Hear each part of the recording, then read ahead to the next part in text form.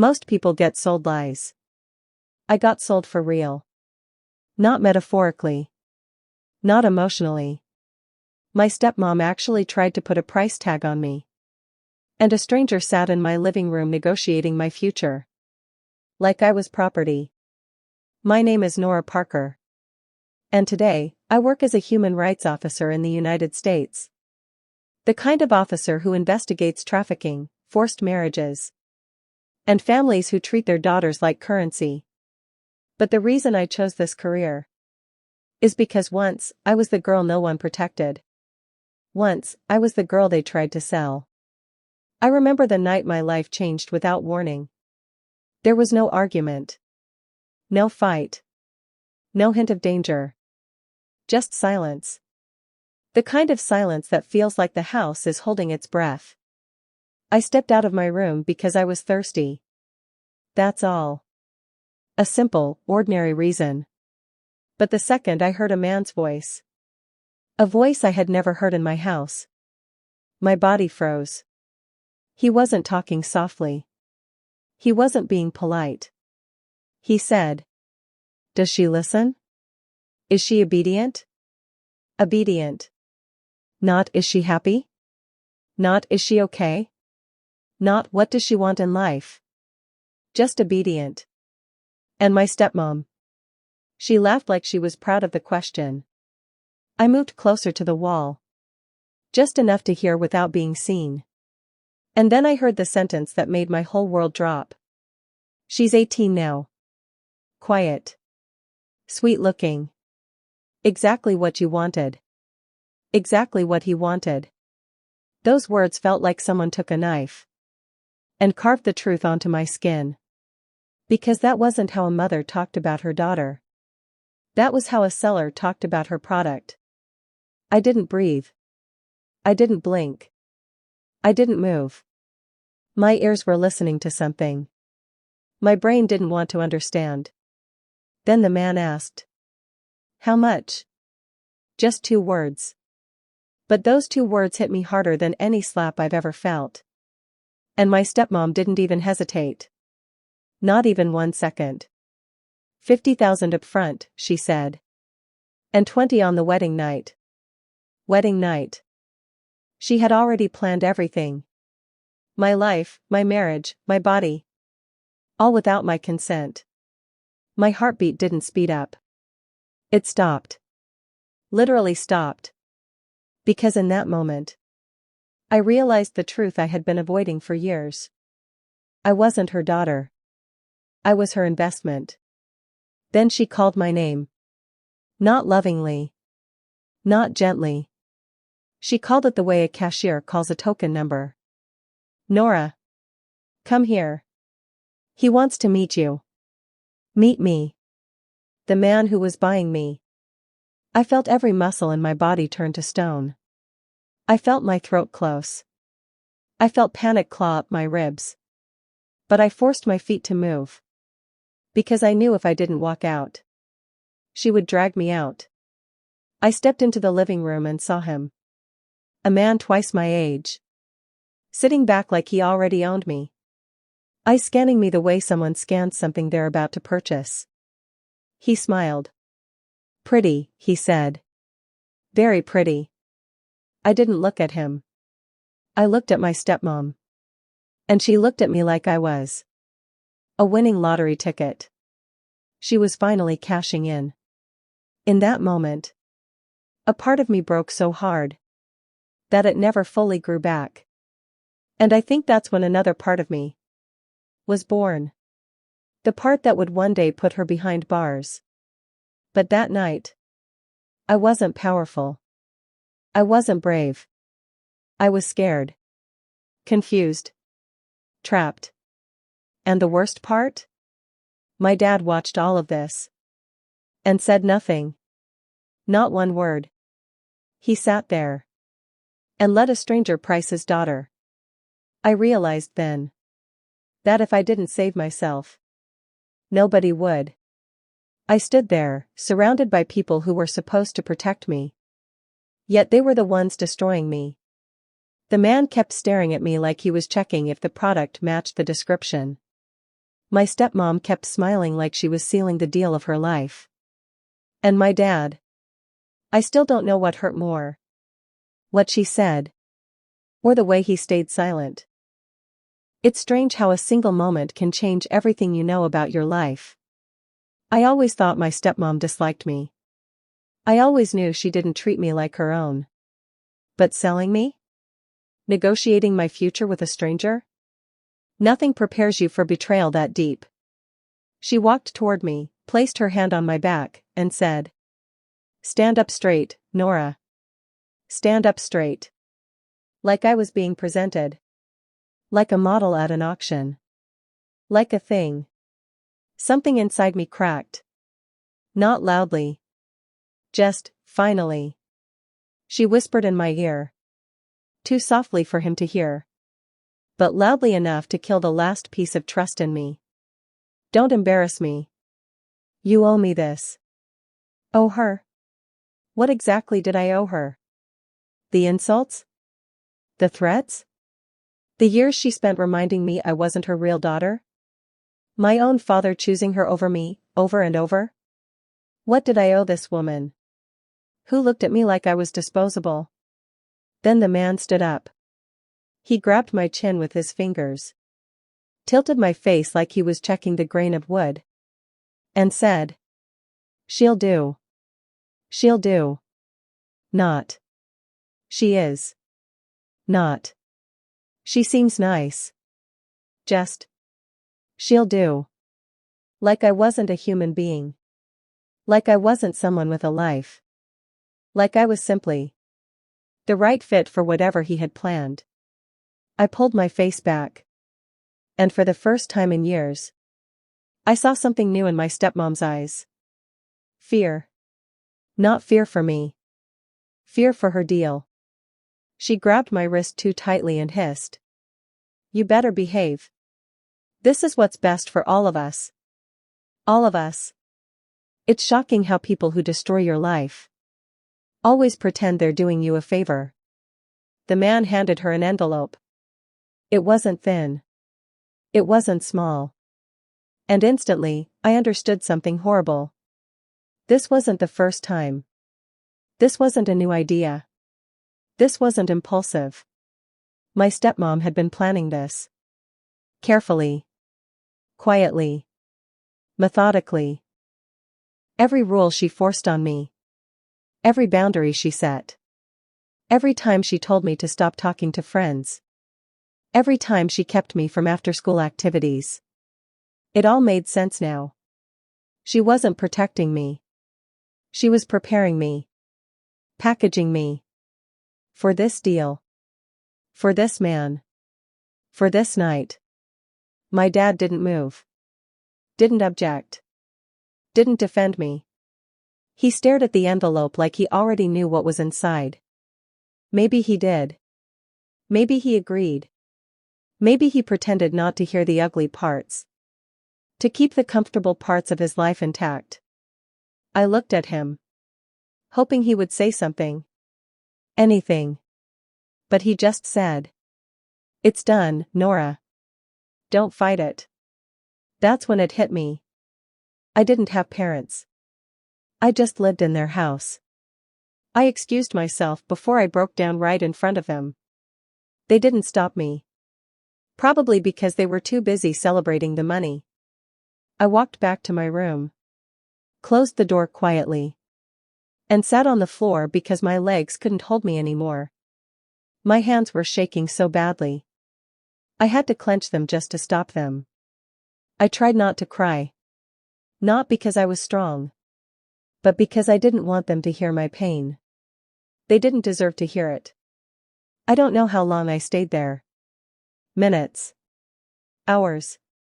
But sometime past midnight. I whispered something that felt like a promise. I'm getting out. I don't know how. But I'm getting out. I didn't have a plan yet. I didn't have money. I didn't have anyone to call. But I had one thing I never had before. Clarity. I wasn't confused anymore. I wasn't hoping they'd change. I wasn't waiting for love. I finally knew who they were. And because of that, I finally knew what I had to do. I had to run. Or I wasn't going to survive. When I reached the top of those wooden stairs, my stepmom's voice snapped through the door like a whip. Nora! Get down here. Now. That tone. That sharp, fake authority tone. It was the same tone she used when she wanted one thing.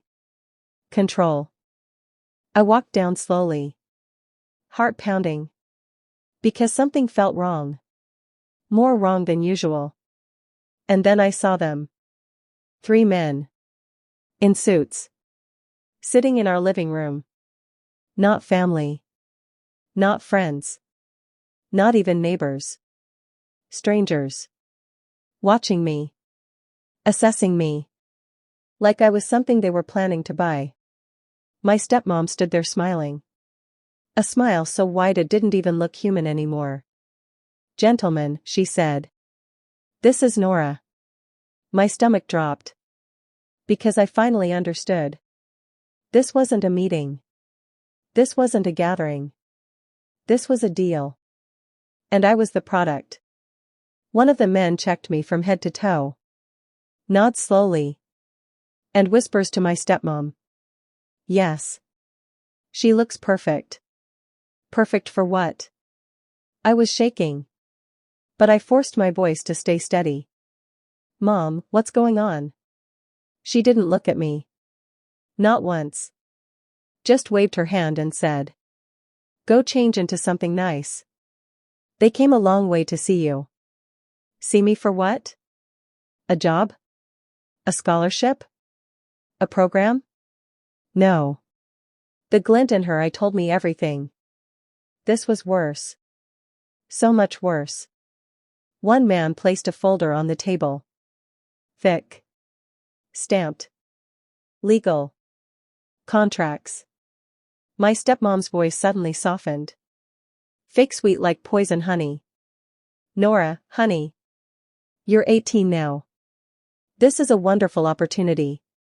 And the moment she said it, I finally realized. She was trying to marry me off. For money. Like property. Like livestock. And she expected me to accept it. I backed away slowly. If I stayed in that house one more second, I knew I'd be signing my life away. So I ran. Out the door. Into the street. Into the freezing night air. Barefoot. Breathless. Terrified. My stepmom screamed after me. Nora. Don't you dare walk away from this. But I kept running. Running until my lungs burned. Until her voice disappeared. Until the world finally went silent again. That night, I slept behind a bus stop in the cold. No jacket. No money. No plan. Just one promise I made to myself. If she tried to sell my life, I will take hers apart. Not with violence. Not with fear. Not with fists. But with something far more powerful. Law. Justice. And the truth she thought she buried. That night, Nora, the quiet, scared stepdaughter, died. And a new version of me was born. A version who would grow up to become a human rights officer. A version who would drag women like her straight into the courtroom and make them answer for every life they destroyed. But before I could become that woman, I had to survive her. And she wasn't done with me yet. Not even close. Because by the next morning, she had already filed a missing person report, claiming I ran away with a dangerous man. And the police were looking for me. Not to save me. To deliver me back to the woman who tried to sell me. People think escaping your abuser is the end of the story. They're wrong. Sometimes, escaping is just the prologue. Because once I ran away, my stepmom didn't just sit home crying, pretending to be worried. No. She got busy. Busy destroying my name. Busy building a story where she was the victim. Busy painting me as some unstable runaway girl who needed to be rescued.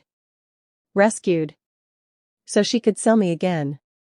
But that's the thing about monsters. They always underestimate the kids they raise. And she underestimated me. I ended up at a women's shelter in Chicago, run by a woman named Marissa, a former attorney who left her job to help girls like me. She looked at me, cold, tired, broken, and said, "You're safe here. No one's collecting you. Not tonight." That was the first night in years I slept without fear gripping my throat. The next morning she brought me warm tea and sat across from me. "Nora, tell me everything." And for the first time in my life, I told the truth from the beginning. Every threat, every manipulation, every man who came to see me, every contract she tried to make me sign, every freedom she took from me. When I finished, Marissa didn't blink. She said, "Nora, this isn't just abuse. This is human rights violation. And you need to fight back. Fight back." Those words felt impossible. But then she taught me something no one had ever taught me. The law isn't just for the powerful. It's a weapon for the wounded. And I was done being wounded. I spent 2 years learning everything. Child protective acts, forced marriage laws, coercion statutes, federal reporting systems, victim advocacy, criminal procedure. I studied like my life depended on it. Because it did. I started volunteering at shelters, hotlines, legal clinics, community outreach. I met girls like me. Too many. From every race, every neighborhood, every story. And every time I listened, I heard my stepmom's voice behind their abusers. The greed. The entitlement. The belief that girls were bargaining chips. Every girl I helped added fuel to my fire. And after years of training, I became a human rights officer. Bad men and women who thought they owned other people's lives? They became my cases, my investigations, my targets. And I got good. Really good. Good enough that even senior officers said, "Nora, you have the strangest instinct. It's like you can smell abuse before it happens." I didn't tell them why. I didn't tell them I was raised by an abuser, studied by an abuser, almost sold by an abuser. I just smiled and said, "Experience." One morning, I got a file on my desk. A complaint about a woman forcing a young girl into a contract marriage with men overseas. And when I saw the woman's name, my blood froze. My stepmom.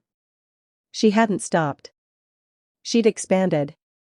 I sat there staring at the file, hands shaking with rage so deep it made my vision blur. She wasn't just trying to sell me. She was running a pattern. A system. A pipeline. I could have asked to be taken off the case. Conflict of interest. Personal involvement. Emotional bias. But I didn't. Because no one was going to take this justice away from me. I opened the file and whispered, "This time, you're not selling anyone. This time, you're the one being collected." We started digging. Financial review. Phone records. Text logs. Social media. Victim interviews. And every stone we lifted revealed something darker. She had 3 girls lined up, all with fake guardian consent, all prepared for forced marriage arrangements, all one step away from losing their lives. I kept my personal feelings out of the reports. I kept my tone professional. I wrote, Perpetrator demonstrates a repeated pattern of exploitative behavior for financial gain. But inside? Inside I was shaking with fury. I wasn't that scared girl anymore. I was the woman who protected scared girls. And she was hurting them. Which meant I was coming for her. We brought in law enforcement. Agents. Officers. A full team. I wasn't supposed to be at the arrest.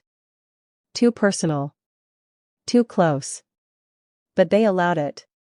Under one condition. I stand back. And stay silent. When we pulled up to the house. The same house I ran from Barefoot. My lungs tightened. Officers approached the door. Knocked. "Ma'am, we need you to step outside." She opened it. With that same fake polished, manipulative smile. Until she saw me. Her face cracked. Like glass under a hammer. "You," she hissed. The officers stepped between us. "Ma'am, you are under arrest for forced marriage attempts, fraudulent guardianship, coercion, and human trafficking-related violations." She screamed. Kicked. Insulted everyone. Spat lies. Begged. Threatened. But no one listened. Because for the first time in her life, she wasn't the one in control. She was in handcuffs. Just like she deserved. And I stood there. Watching the woman who tried to sell me get escorted into the same police car she once threatened me with.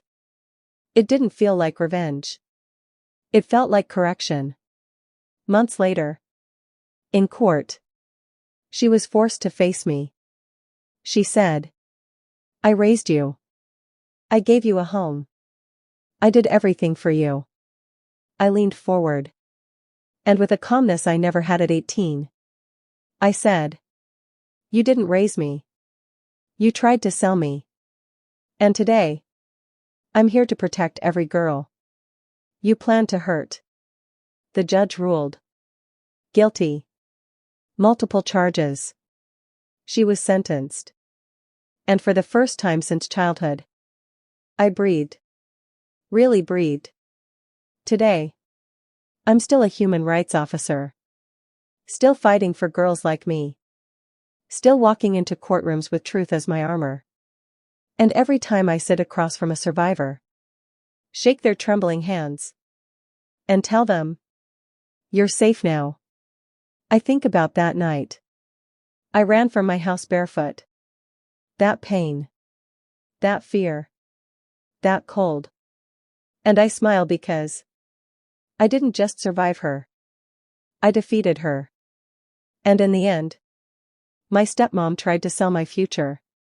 But she ended up paying for it. With her own